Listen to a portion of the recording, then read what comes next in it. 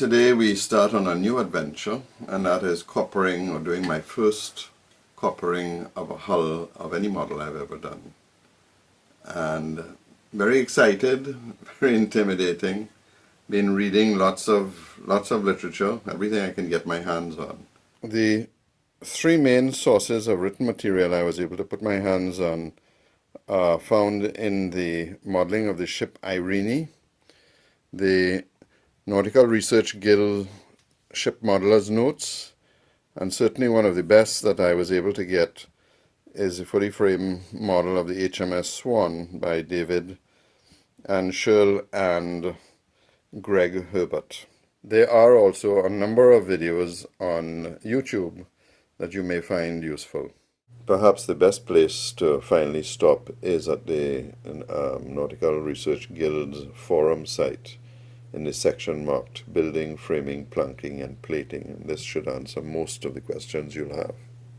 The challenge really is, first of all, the type of copper that you're going to use, from paint all the way down to these little plates, which by the way is my choice. There are a number of options available to buy in various model shops. This is from Model Expo. It's copper tape, which comes in two sizes, 1/4 inch and 5/16, and it can be sticky back or plain.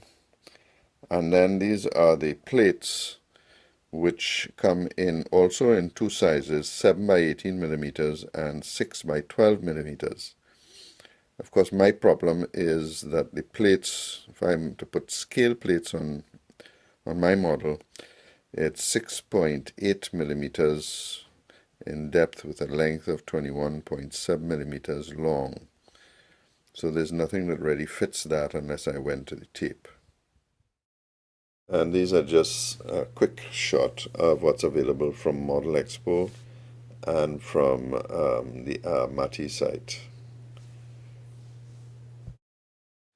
And then perhaps the more difficult question is the type of adhesive we're going to use. And most of the experts are recommending some sort of contact cement. Of course, they're recommending contact cement that I can't get here in Trinidad. So I've made a decision after all my readings that I'm actually going to use half-an-hour epoxy to put the plates on the model. The best explanation I've been able to find on the coppering process is taken from the Swan Practicum, David Anshell and Greg Herbert, pages 31 to 36. And I think once you read that, you'll get a very good feel for the entire real-life coppering process, and then you can decide what approach you want to take to coppering the boat. One of the first things I should have done was to establish the waterline on the boat. But in true model making style, I actually started the coppering before I did this, which is going to result in me having to take some of the plates off at the bow. So we've balanced the boat out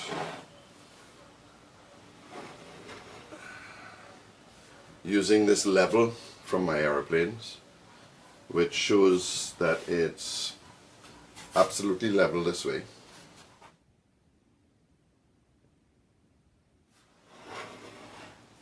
And we've established some key lines which we've taken off the plan. The first one is at the bow, which is right over the join of the keel. And the second one is right on the stern. And you can see we've leveled those 2 points so that we can now establish a clear waterline right around the hull. I can take this off now because it'll just simply get in the way. And holding the boat,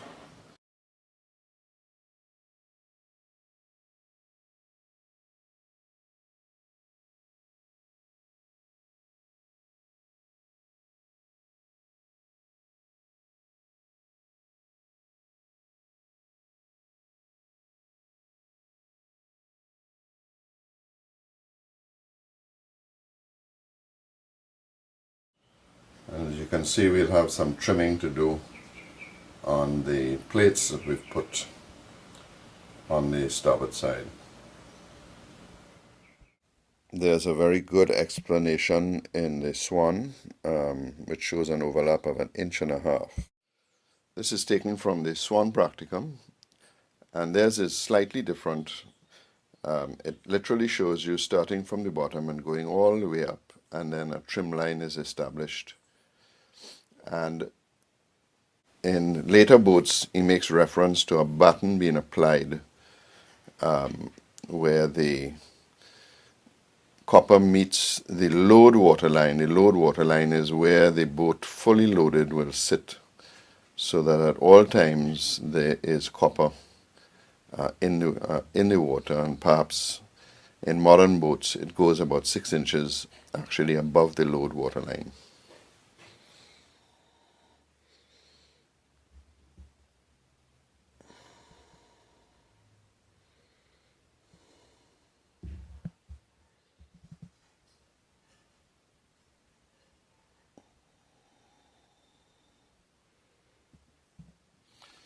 In the rail ship, the way you start is you start from the back going forward and from the bottom going up. I am going to follow the Thorn practicum of having the plates start here and go all the way up and trimming at the top line.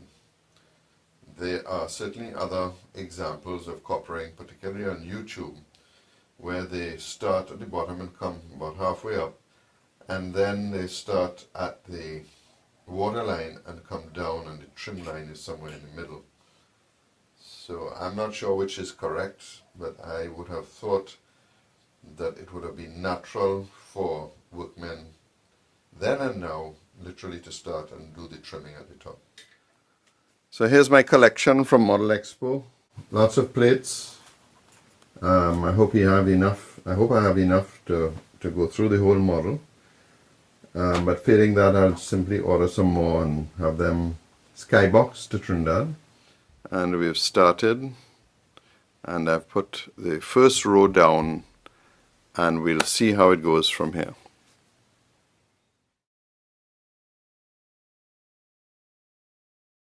You'll notice the first thing I did is to draw a line up the hull, and I learned this years ago from shingles. If you want to keep a nice straight line, not only do you need lines running parallel to the keel, but you also need one straight line going up, and that will help keep your individual pieces lined up. So this is my choice, my 2-ton epoxy. I've used it on rail ships, on rail sailing boats all my life, and I've really never had a problem with it, so I can't really see that much of an issue in terms of longevity of the glue holding the plates on the model. To mix the glue, we put a very small amount, not more than that, simply because it'll get hard on you. Even though this is half an hour epoxy, within 5 minutes it starts getting hard, and that becomes a problem. So you simply mix it up, and then with the tweezers, wherever possible, put the epoxy very lightly, but on most sides of it, and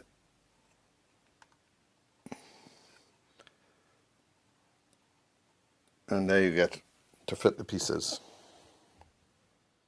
We're using the time-elapse because you certainly don't want to spend time watching me spend hundreds of hours putting these on, but this will give you an idea of what's involved.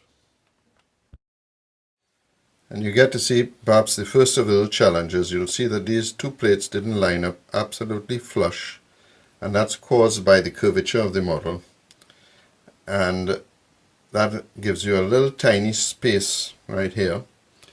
I've tried to sand it down relatively unsuccessfully, so I'm going to continue like that because it's only the really discerning eye that will pick it up. and if it becomes a problem, then I'll have to sand the tiles before I put them on.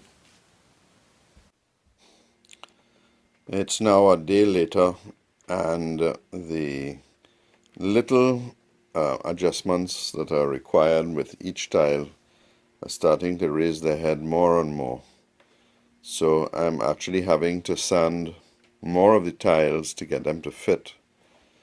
I don't know of another solution to this problem. Part of it is the curvature of the hull, and part of it is, for want of a better word, sloppy installation on my part, where maybe a thousandth of an inch out when I put the tile down has caused this problem. So we'll continue and see how we get through from here. We're about to put the last line of plates on, and to do this I'm going to actually have to plate over the line and then mount the boat back and re-establish the line, and then I'm going to use a Dremel to cut the plates very carefully without damaging the hull.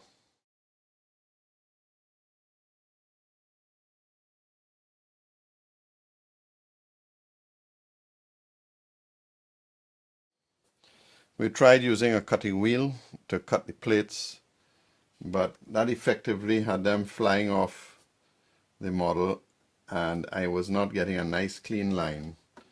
So the solution really was to come back and use the utility knife with brand new blades and slowly etch the line on the tiles and then cut it off, and then we'll clean it up with a file. In fact, of all the tasks so far, this has turned out to be the most difficult. When I come to do the other side, I'm going to try and use a scissors and cut the individual pieces and then stick with CA, which will allow me some productive process. And now we start on the cleanup, first on the hull, and then on the actual copper edge itself. Make sure there's no paint or no residue or glue residue, so we get a nice clean line. I would have preferred a much neater job than that, but I have to say that's the best I can do for now. Perhaps by the time I get to the port side, I'll get a little better at this and be able to make a cleaner job of it.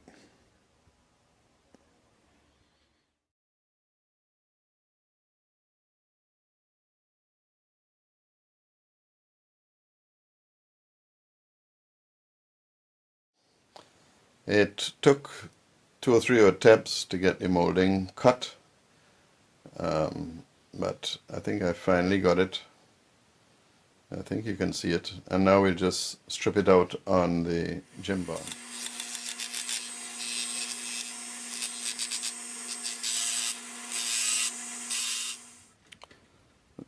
Because of the difficulty in putting it on, there's no way I could use anything other than CA.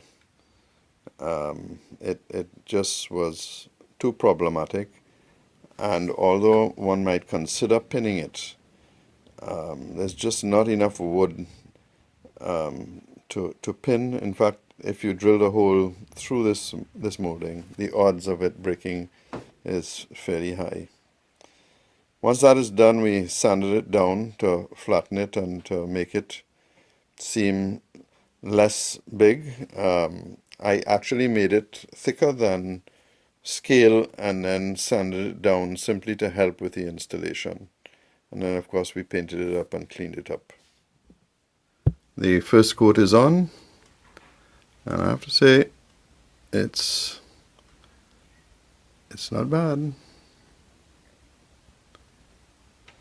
Here we have the first side all done, and I'm 100% happy, but it's my first coppering, so I'm not dissatisfied. I can live with the final product.